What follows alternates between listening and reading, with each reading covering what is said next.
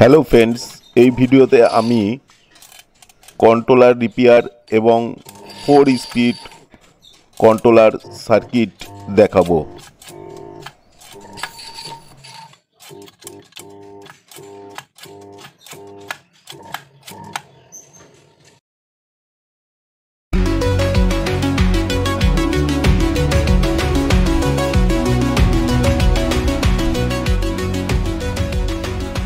আমার চ্যানেলটি সাবস্ক্রাইব করুন এবং নোটিফিকেশন বেল অন করুন।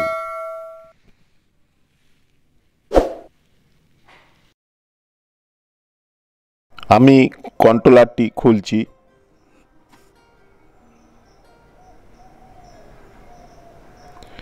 এর মধ্যে আমি 10 mmD ক্যাপাসিটরটি চেক করব।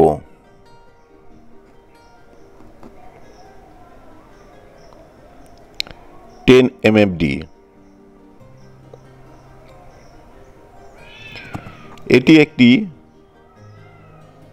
ফ্যানের ক্যাপাসিটর। এটির মান 2.5। এই 2.5 দুটো একসঙ্গে করে, যেহেতু 10 mmD ক্যাপাসিটর, তার জন্যে আমি দুটো একসঙ্গে প্যারালালে লাগালাম। দুটো 5 mmD হলো। আমি পরে 10 mmD লাগাবো। আগে আমি চেকিং করে দেখছি। এই ধরনের ক্যাপাসিটর সহজেই পাওয়া যায়। দুটো ক্যাপাসিটর নিয়ে, পাখা থেকে দুটো ক্যাপাসিটর নিয়ে আমি দেখছি। দেখুন, ঠিক লোড নিচ্ছে। আমি ব্রাশ দিয়ে ধরে রাখছি, তবুও মোটরটি ঘুরছে। কিন্তু আমার পুরনো ক্যাপাসিটরে, যেটা 10 mmD লাগানো ছিল, সেই ক্যাপাসিটরটা কিন্তু কোনো মোটরে কোনো লোড নিচ্ছে না। এটি 10 mmD, এটা খারাপ আছে। আমি নতুন একটা ক্যাপাসিটর নিলাম। এটি 10 mmD। যেহেতু আমি চেকিং করে দেখলাম যে ক্যাপাসিটরটি খারাপ, তার জন্য আমি নতুন কিনে নিয়েছি। কেনার আগে আমি পাখার দুটো ক্যাপাসিটর দিয়ে আমি দেখে নেব। 10 mmD নতুন যেটা নিলাম সেটাও 10।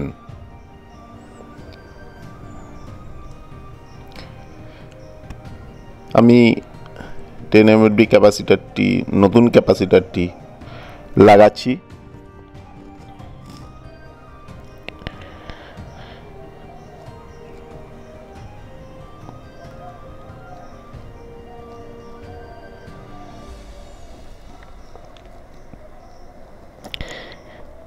কিন্তু আরেকবার দেখে নিন যে খারাপ ক্যাপাসিটরটি লাগালে কি প্রবলেম হয়।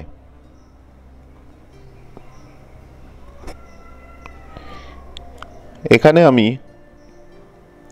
শুধু ক্যাপাসিটর দিয়েই আমি ভিডিও করিনি। পরবর্তীকালে কন্ট্রোলার দিয়ে দেখুন চলছে না, লোড নিচ্ছে না। মোটর এমনি ঘুরছে, কিন্তু যখনই মেশিনে লাগানো হচ্ছে, সেলাই মেশিনে লাগানো হচ্ছে, তখনই মোটরটি আর ঘুরছে না।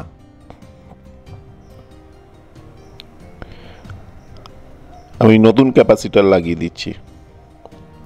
আমি বুঝে গেছি যে ক্যাপাসিটরটি খারাপ আছে। এটি কেনার আগে আপনি দুটো পাখার ক্যাপাসিটর দিয়ে 2.5 দুটো একসঙ্গে প্যারালালে লাগিয়ে আপনি চেকিং করে নিয়ে তারপরে আপনি কিনতে পারেন। এর জন্য আমি আগে চেকিং করে নিয়েছি, তারপরে কিনেছি যে ক্যাপাসিটরই খারাপ কিনা। আগেও আমি মোটর চেক করে নিয়েছি, মিটার দিয়ে সিরিজ কানেকশান দিয়ে আমি চেক করে নিয়েছি, মোটর ঠিকই আছে। দেখুন, বিরাজ দিয়ে ধরলেও মোটরটি ঘুরে যাচ্ছে, তার মানে ক্যাপাসিটারটি খারাপ ছিল।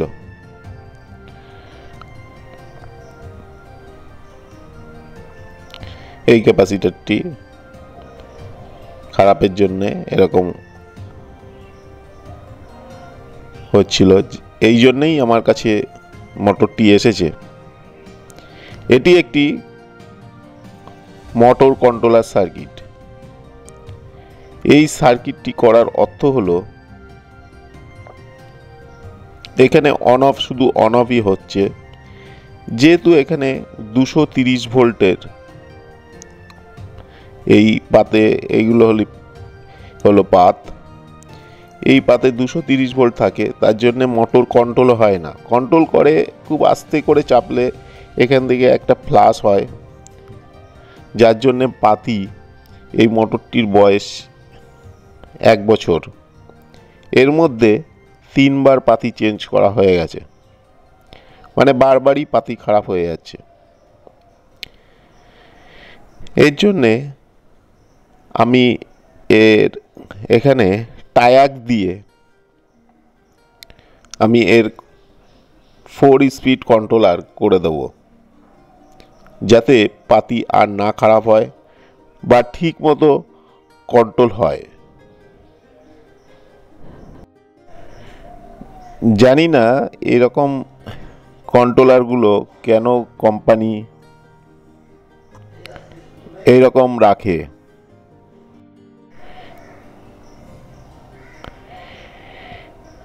যেহেতু স্টিলের পাত সোল্ডারিং হবে না, এর জন্য আমি তার দিয়ে কপার ওয়্যার দিয়ে বাইন্ডিং করে আমি এর উপরে সোল্ডারিং করব। তার জন্য আমি কপার ওয়্যার লাগিয়ে দিচ্ছি। প্রত্যেক কটায় আমি সোল্ডার ধরিয়ে নিয়েছি।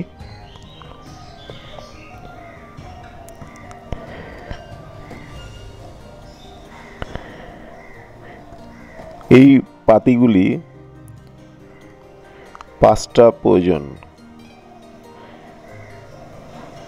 সেপারেটর এর মধ্যে ছিল, একদম নিচে সেপারেটরটা আমি কেটে 2টো করে নিয়েছি, যেহেতু ওটা অনেক বড় ছিল।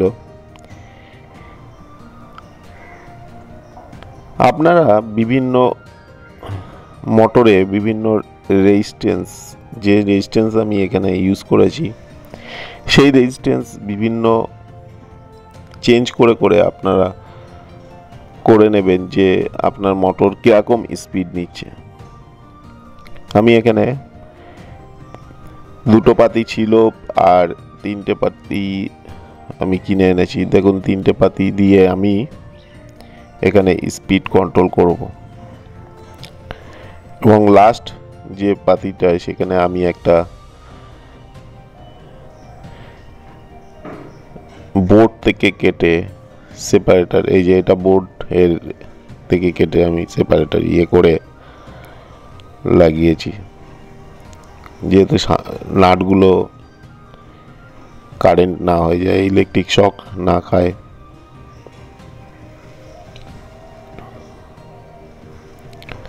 ভালো করে টাইট করে দিতে হবে যাতে লুজ একটার পর একটা পাতি না লেগে যায়।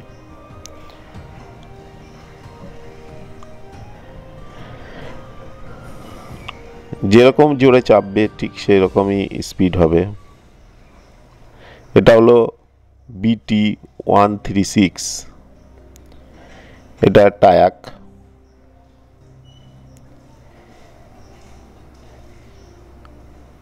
এটা MT1, MT2 এবং গেট থাকে। হিটসিং কম্পাউন্ড লাগিয়ে নিতে হবে। যেহেতু মোটর বড়, তার জন্য আমি 2টো ঠিক প্যারালালে কানেকশান করব।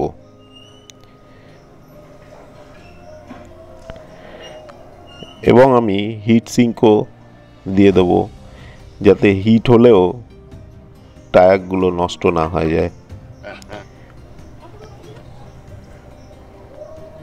এখানে 2000 লোড দিলেও কিছু হবে না, মোটরের এত লোড নেই।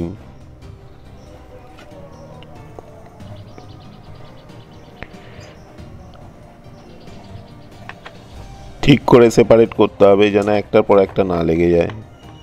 সমস্ত 3টে পিনকেই, টায়াকের 3টে পিন, 3 আর 3 6টা পিনকে এমনভাবে করব যাতে শর্ট না হয়ে যায়।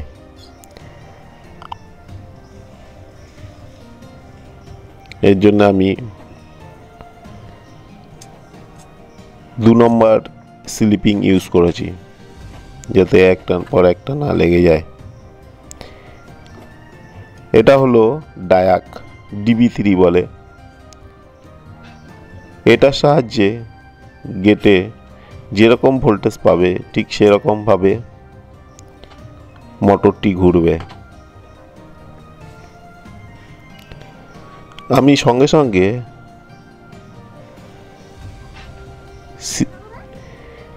প্যারালাল কানেকশন যখনই করছি, দেখুন প্যারালাল কানেকশন আমার হয়ে গেছে, একটার সঙ্গে আর একটা ঠিক সেম ভাবে জয়েন্ট করেছি।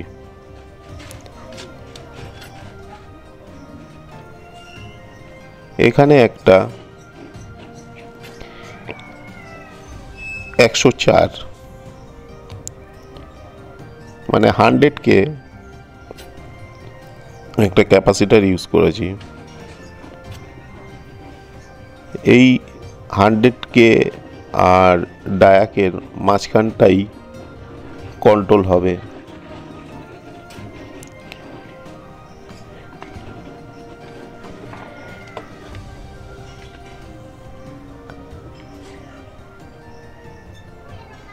এই ক্যাপাসিটারটি MT1 MT2 হয়তো আমাকে ঘুরিয়ে দিতে হতে পারে, আপনারা সার্কিট অনুযায়ী করবেন।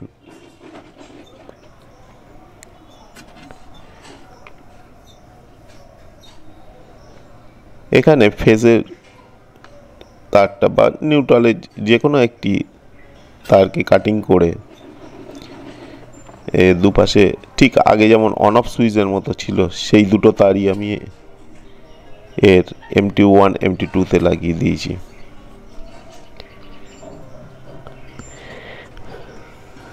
এখান থেকে এটি হলো পোল কানেকশন।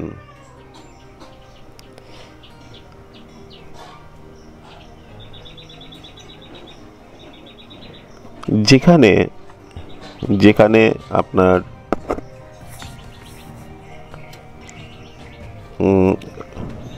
মেন প্লাগ থেকে যেখানে আসবে সেইখানেই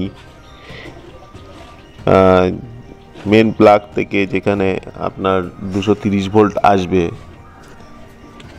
সেই দিকটাতেই আপনাকে পোল ইউজ করতে হবে।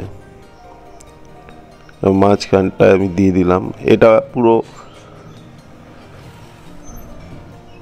এখানে কোনো রেজিস্ট্যান্স লাগালাম না, একদম শেষ পাতিতে কোনো রেজিস্ট্যান্স লাগালাম না, এখানে ফুল স্পিডে কন্ট্রোল হবে। এটা 390 প্রথম স্পিড। এই স্পিডটা খুবই কম হবে। তারপরে দুটো 330 লাগাচ্ছি। 330 দুটো 330 390 দুটো যখনই এক হয়ে যাবে তখনই ওই 160 কেটে এরকম হবে। মানে এটা ওমস ল এর উপর ডিপেন্ড করে। তারপরে তিনটে দিলে আরও রেজিস্ট্যান্স কমে যাবে, তখন মোটর আরেকটু স্পিডে ঘুরবে।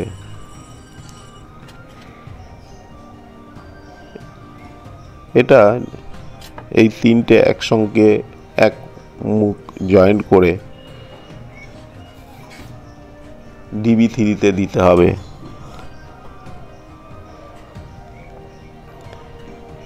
হয়ে গেছে আমার কন্ট্রোলার। দেখুন এবার চেক করছি। প্রথম স্পিডটা একটু কম, তারপরে একটু বেশি, তারপরে আরও বেশি, তারপরে একদম ফুল স্পিড। এইভাবে স্পিড কন্ট্রোল হবে। এখানে পাতিতে যেহেতু খুব কমই ভোল্টেজ থাকবে, সেহেতু পাতি আর ফ্ল্যাশ হবে না, পাতি খারাপও হবে না, প্লাস কন্ট্রোলটি সঠিক হবে, মোটরটি কন্ট্রোল সঠিক হবে।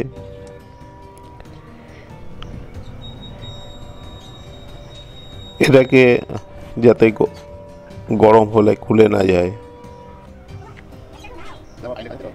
সেহেতু স্লিপিং পাইপের সাহায্যে এটা বাইন্ড করে দিচ্ছি। এটা কোনো নাট ইউজ করা যাবে না, নাট ইউজ করলে নিচের দিকে নাটটি কারেন্ট হয়ে যেতে পারে। এর জন্য আমি স্লিপিংয়ের মধ্যে ঢুকিয়ে এটাকে করে দিলাম। দেখুন কন্ট্রোলারটি তৈরি হয়ে গেছে। আমি একবার চেকিং করে নিলাম। এবার আমি কন্ট্রোলারটি পুরো সেটিং করে দেবো। আমার এই ভিডিওটি ভালো লাগলে আপনারা লাইক করুন, শেয়ার করুন এবং আমার চ্যানেলকে সাবস্ক্রাইব করতে ভুলবেন না। আমি নতুন ধরনের ভিডিও তৈরি করার চেষ্টা করব। নমস্কার।